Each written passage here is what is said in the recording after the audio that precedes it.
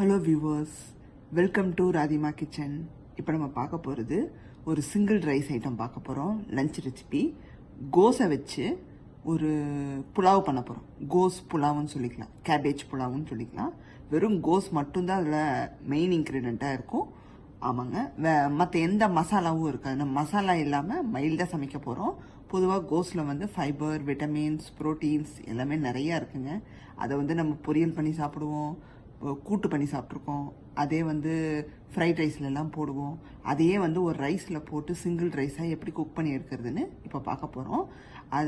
இது வந்து பார்த்திங்கன்னா காலேஜ் போகிறவங்களுக்கு, ஸ்கூல்ஸ் போகிறவங்களுக்கெல்லாம் நீங்கள் லஞ்ச் பாக்ஸில் கட்டி கொடுக்கலாம். ரொம்ப சிம்பிள், டக்குன்னு பண்ணக்கூடியது. அதுக்கு என்னென்ன தேவைன்னு பார்த்துடலாம். நான் வந்து ஒரு 1 கப் ரைஸ் எடுத்து இந்த மாதிரி ஊற வச்சு தண்ணியை வடித்து வச்சுருக்கேன்.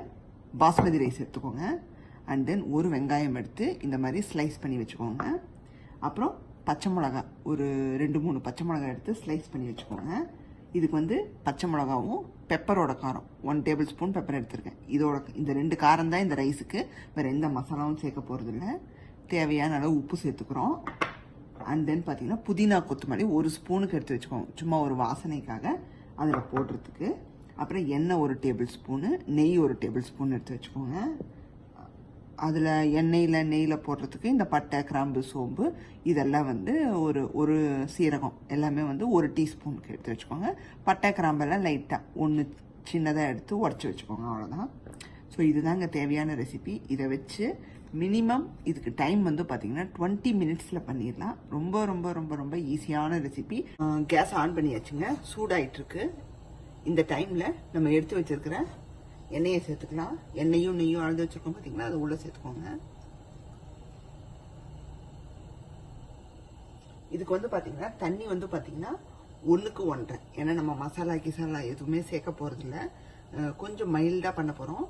அதனால நீங்கள் 1க்கு 1.5 டம்ளர் எடுத்துக்கோங்க. இதே நீங்கள் தக்காளி, இந்த மசாலா ஐட்டம், தயிர் எல்லாம் சேர்க்குறீங்க அப்படின்னா நீங்கள் வந்து 1க்கு 1 போதும். ஏன்னா வந்து மசாலாஸ் நிறைய இருக்கிறதுனால தண்ணி குறைவா சேர்த்துக்கோங்க. இப்போது சூடாயிடுச்சுங்க, நம்ம தாளிப்பு ஐட்டங்களை சேர்த்துக்கலாம்.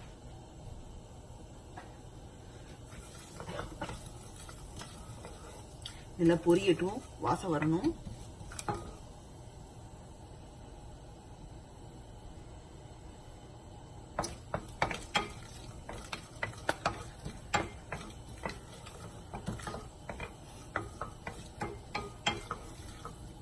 லைட்டாக இந்த ஸ்மெல் வந்ததும் நம்ம வெங்காயத்தை சேர்த்துக்கலாம்.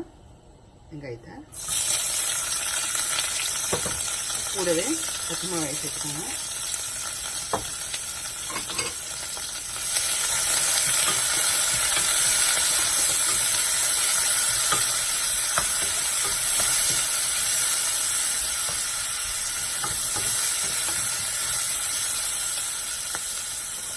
தேவையான அளவு உப்பு சேர்த்துக்கோங்க வெங்காயம் வதங்கிறதுக்கு.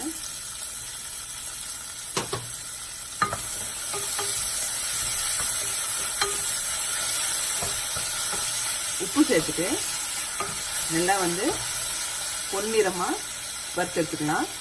வெங்காயம் நல்லா வறுப்பட்டுருச்சுங்க.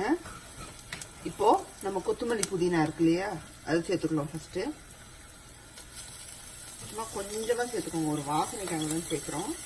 இதில் வந்து இஞ்சி பூண்டு சேர்க்கலை.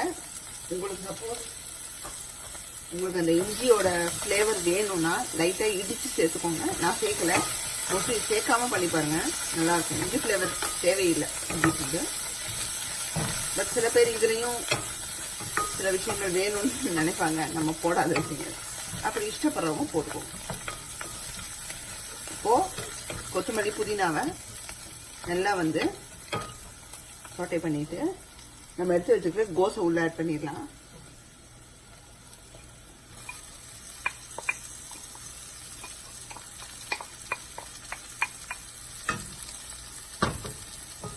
கோஸை வந்து லைட்டாக குக் பண்ணி எடுத்துக்கலாங்க. அது அப்படியே உங்களுக்கு லைட்டாக தன்னை போல குக் ஆகும்.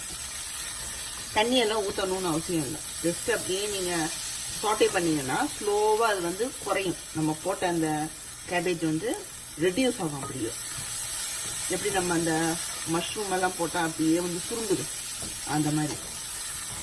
அதனால தான் நான் 1:1 எடுத்திருக்கேன். ஒரு 5 மினிட்ஸ்க்கு சாட்டே பண்ணிக்கோங்க. அதுக்கு மேலே தேவையில்லை. ஏன்னா வந்து நம்ம குக்கரில் தான் குக் பண்ண போகிறோம். ப்ரெஷர் குக் பண்ணுறதுனால. பாருங்கள், நல்லா வந்து அப்படியே ரெடியூஸ் ஆயிடுச்சு.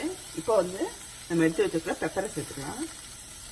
இதுக்கு வந்து பெப்பரும் பச்சை மிளகாயோட காரம் தான். உங்களுக்கு எவ்வளோ வேணுமோ பெப்பர் சேர்த்துக்கோங்க. ஏன் பெப்பர் சேர்க்குறோன்னா, பெப்பரில் பண்ணும்போது அந்த ரைஸ் வந்து பாஸ்மதி ரைஸில் பெப்பரை வச்சு ஒரு ரைஸ் பண்ணி பாருங்க, ரொம்ப நல்லா இருக்கும். ஒரு விதமாக அந்த பெப்பரோட ஃப்ளேவரில் ஒரு ரைஸ் ஒன்று பண்ணி பாருங்கள். இப்போ ஃப்ரைட் ரைஸ்லாம் நம்ம மோஸ்ட்லி சேர்ப்போம் பார்த்தீங்களா, அந்த மாதிரி. நம்ம அதில் வந்து சோயா சாஸ் எல்லாம் சேர்ப்போம். பட் அதெல்லாம் சேர்க்காம இந்த மாதிரி பண்ணி பாருங்கள், ரொம்ப நல்லாயிருக்கும்.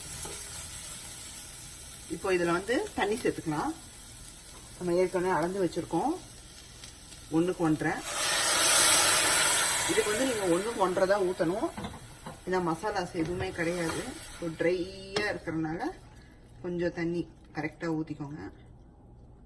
இது கூடயே வந்து நம்ம இப்போ ரைஸை சேர்த்துடலாம். ஏன்னா கொதிக்கணும்னு அவசியம் இல்லை. நம்ம ரைஸை சேர்த்துட்டு அதுக்கப்புறம் கொதி வச்சுக்கலாம்.